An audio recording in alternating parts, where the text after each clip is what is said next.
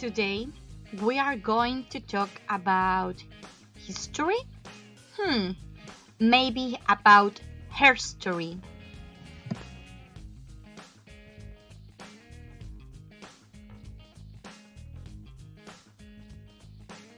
Our first strong woman is Mamie Phipps Clark.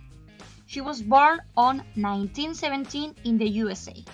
At that moment, there was an amazing racial segregation in the States.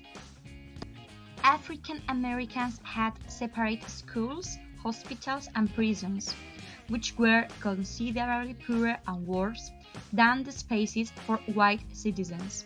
Also, African Americans were not allowed to sit on some bus seats or benches. Although the difficult times that African Americans were living, Mamie worked really hard. She completed school and she won a university scholarship. After that, she started a degree in mathematics and physics. While she was studying it, she decided to switch to psychology, which had been her passion for many years. In her final year, Mamie married to Kenneth, who was studying to be a doctor in psychology. When she finished her degree, she began a master's degree and started a research about how African American children from segregated communities saw themselves. This was a field of study that nobody had ever looked before Mamie.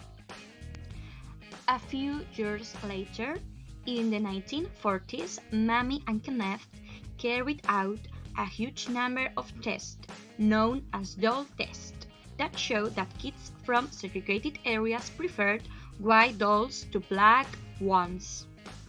Children from segregated communities had developed significant negative feelings towards their own skin color.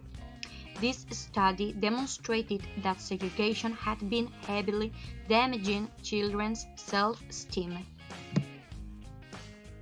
Several years later, Mamie's study was used as a proof that segregation was deeply harmful.